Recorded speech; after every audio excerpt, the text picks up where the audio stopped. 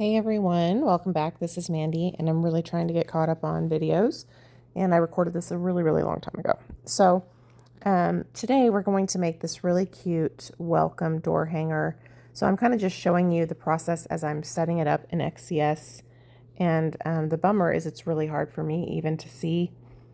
I did have some, I got this file on Etsy, and I don't think there's anything wrong with the file. I think I had trouble because I was still learning a lot at this point. So you can kind of just see me separating the layers in the Etsy file. So when you get a file for like a door hanger or something like that, anytime you're cutting something or engraving something the first time where you have multiple layers, you kind of have to familiarize yourself with the layout of the file. You know, a lot of these designers will do like tutorials and stuff and kind of show you, which is helpful. But what I usually do is I put the file in XCS, and then I might make a copy of it so I don't mess it up. But then I'll ungroup whatever I'm going to work with so I can kind of see what's what. You know what I mean? And especially for a door hanger, because usually for the backer I use 1/4 inch MDF, and then for anything that layers on top I use 1/8 inch MDF most of the time. So I really try to put my settings. I have a 20 watt from XTOOL, the S1. So I try to put my what works for me in the description box, because when I was first trying to figure all that out, that was really helpful. XTOOL always has really helpful, supportive Facebook groups too, and some of the people are just really incredibly helpful. So what you're kind of seeing me work through is, you know, what's what. So sometimes if I can't tell where something is in a layer, I'll set it to engrave so I can see where it is, and then I'll change it back to cut. In this, when I did this sign, I messed something up somewhere, but I end up making it work. So you'll kind of see that process. I'm going to have to speed it up because you would be incredibly bored. But a lot of times what I do with door hangers is I will cut what's going to go on the top, like the intricate details. I'll cut that on some MDF where I've got some 3M tape backer, which is like double-sided tape, because it just makes it really easy to, like, you know, stick it onto the scored marks. I have not had any issues with having it outside, and I live in Texas where it gets to be like 100 degrees. But you know, like, I'm not saying that no one will ever have issues. I've just never had that issue. So, you know, for what it's worth, it just makes your life a little bit easier. I also really like to score stuff on the back so I know exactly where something goes. I find that it makes it a little bit easier to set everything up. So I'm just sort of like setting the distance. It may be really difficult for you to see what I'm doing, but I'm just kind of setting things up in XCS at this moment. So yeah, I try to like show you, because I don't think there's enough videos where people actually show you what they're doing in XCS, which I found very helpful when I first started, but it's still kind of hard to see. But my settings, for 1/4 inch MDF, I use 100% power to cut, 3 speed, 2 passes, and I lower the laser focus by 2 or 3 millimeters. Now what you saw me do just now is I pulled the circle backing off by itself, where all it is just the circle we're cutting and the 2 little holes at the top, because I need that to be on its own layer, because that's going to be 1/4 inch MDF, and everything else that we're cutting will be 1/8 inch. So hopefully that makes sense. So when you see me playing around and moving things around, part of what I'm trying to do is say, okay, what are we only going to cut and score on 1/4 inch MDF, so that I can separate that from its grouping. Now, if I was going to do everything on 1/8 inch MDF or something, then I might be fine to kind of just leave it. But obviously this is going to take more than one circle of wood to accomplish that. So that's where, if you're new to XCS or any design software, you're basically telling it, hey, I want to cut these things in these different layers, because otherwise it's just going to keep cutting that on the same circle, which you don't want. So in this case, I'm going to cut the backer out of 1/4 inch MDF. You can buy 1/4 inch MDF from a supplier that you get your laser wood from. Obviously that's optimal. I get mine from Home Depot, and we either cut it down with the table saw, or I have them cut it down to sizes that will fit in the laser. So that works for me. But if you really want to simplify your life and you want to use like a 3M backer for the things that you're going to layer on top, and you don't want to glue all those you know, very detailed pieces, which this sign has quite a few, then what I do is assign all of those things to one sheet, and I cut that with the 3M so that I'm not wasting my 3M tape on like that huge banner in the middle.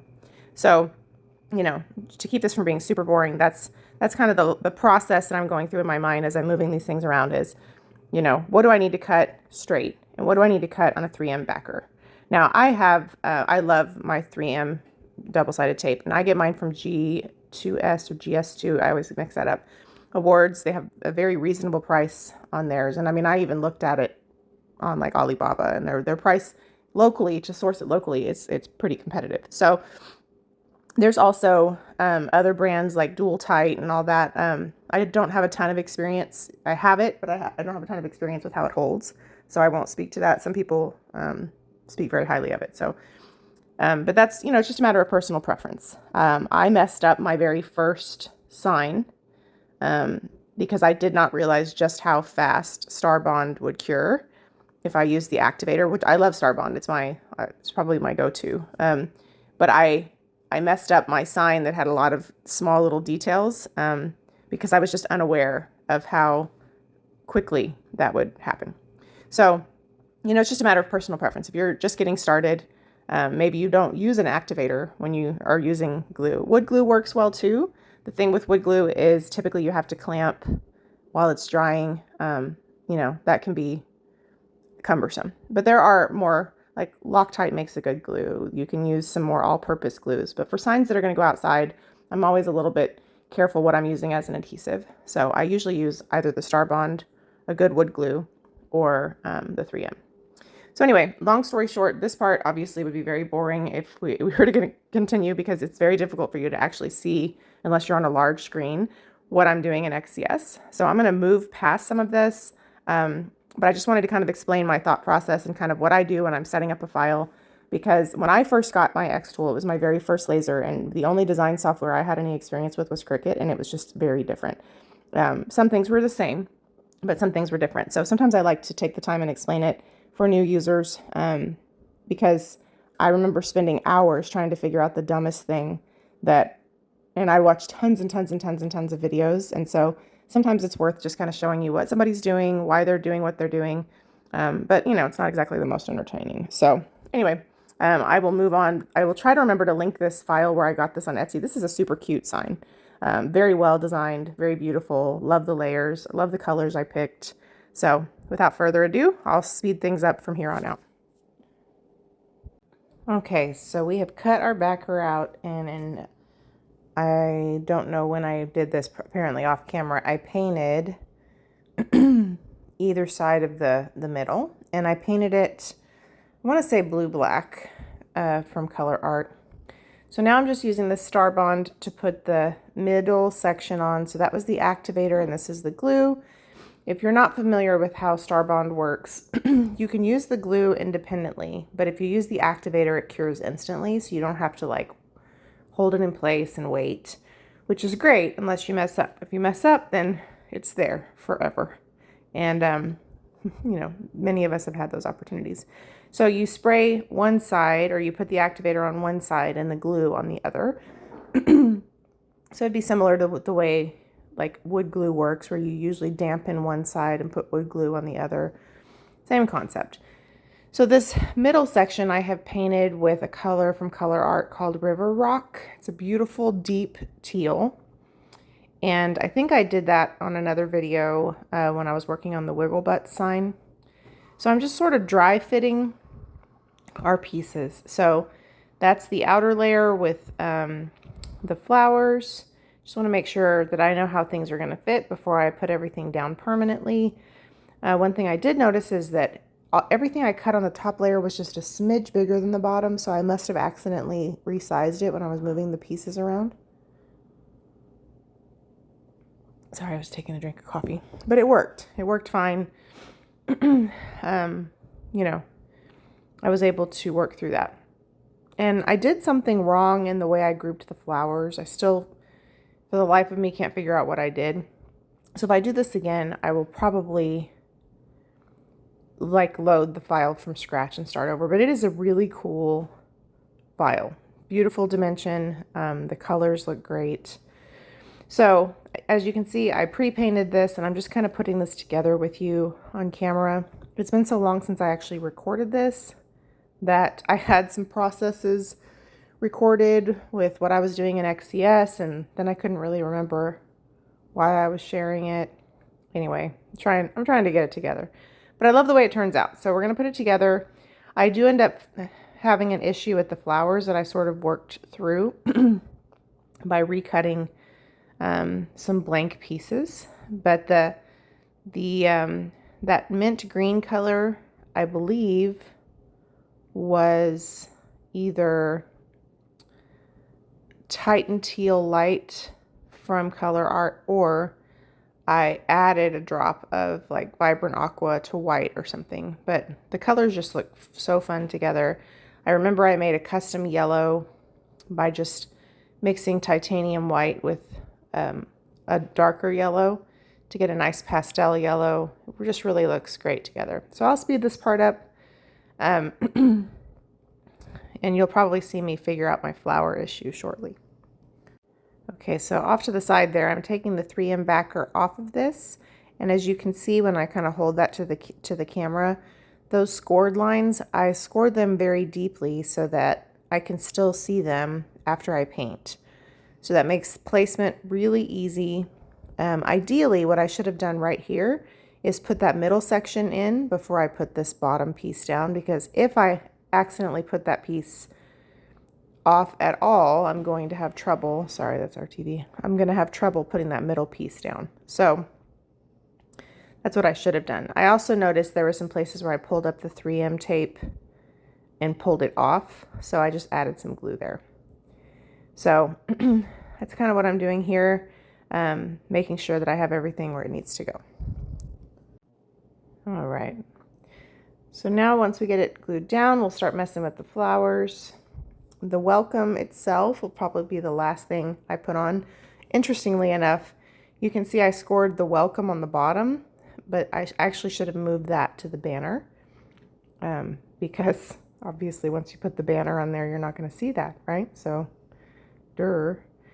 But anyway, we're just kind of placing things. You know, the first time you do a file, you have to kind of figure out how is it going to go. It's sort of like trial and error. That's why a lot of people do a test cut. Even creators of their own files do test cuts. So now these were thick enough. I probably could have skipped the 3M, but it just made it easy.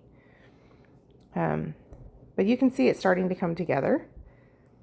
So hopefully you enjoy this process. I will try to occasionally go live and do these live with you guys, because I think that's just a different process.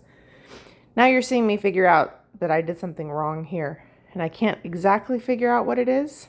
So I'm like, what am I going to do to fix it? So what I end up doing is cutting another section, like where that empty space is. I was like, well, I can either just put the thing in the middle, but it's supposed to be 3D like that, like what you're seeing right there. That's what it's supposed to look like. So I'm like, well, where's this part, right?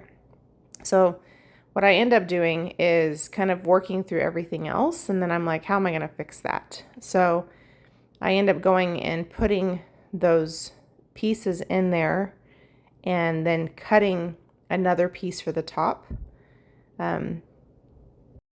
Okay, so to fix my mistake, or I'm not really sure what happened, I painted the inside of this white. I was going to cut them, I had them as like throwaway pieces, but now that makes this flat, and we have the center to put right here. So I cut another frame, this part, so we would still have the 3D look, and I basically put this underneath it so that we could basically build up to it. This I did off camera.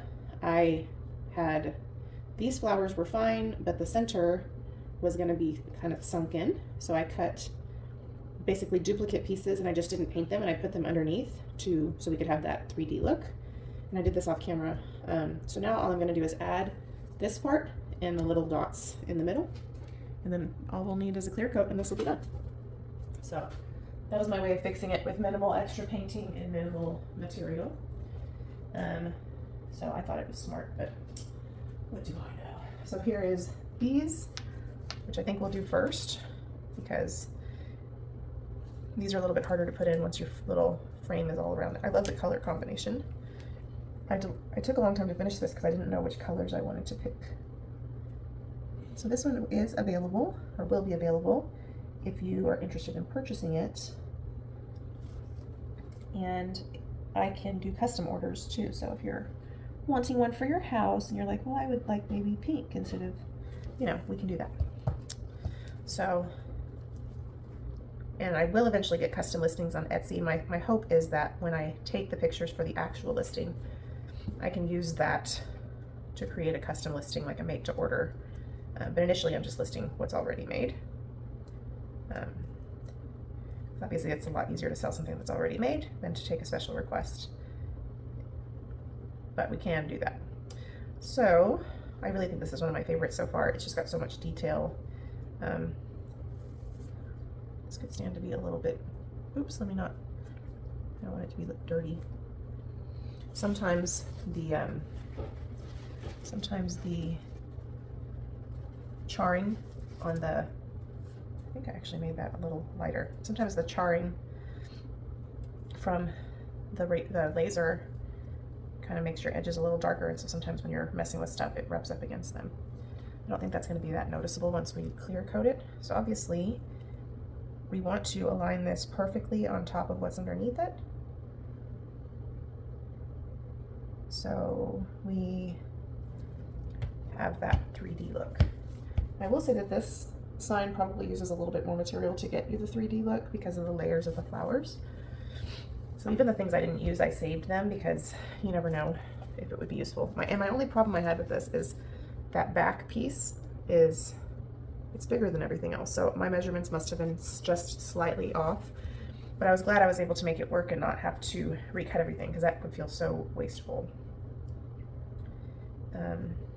So I am gonna have to go in and adjust what's in the file so that I can make sure that I don't forget this and just recut it as is, you know?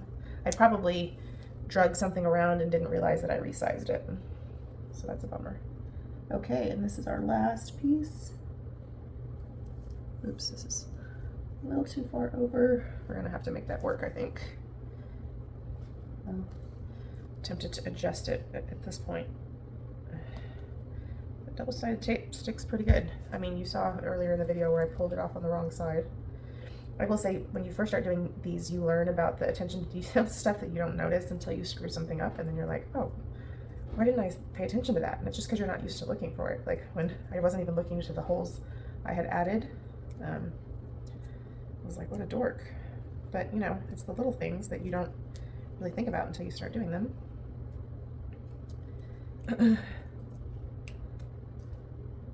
Okay.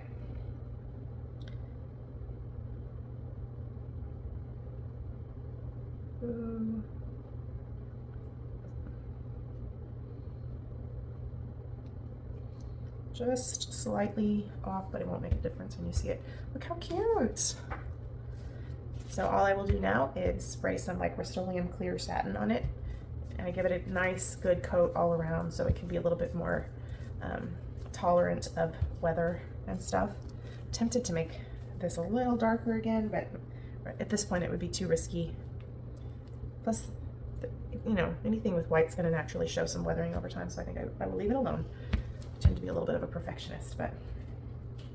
And then I will use some macrame twine to hang it. I may even buy some white because I have like the new natural color and black. I guess I could use black. So yeah, pretty, huh? And then we've got the holes all done. Thanks for watching. Bye. All right, so here it is finished. Thanks for hanging out with me as I figured it out. It is actually still available. I will try to remember to put the Etsy listing link in the comments. But yeah, if you are interested in getting a laser for yourself, I highly recommend XTOOL. It is a wonderful company. I have my link in the description box below. If you're already a laser user or just a fellow artist, check out the description box for discounts. Thanks for watching. Bye.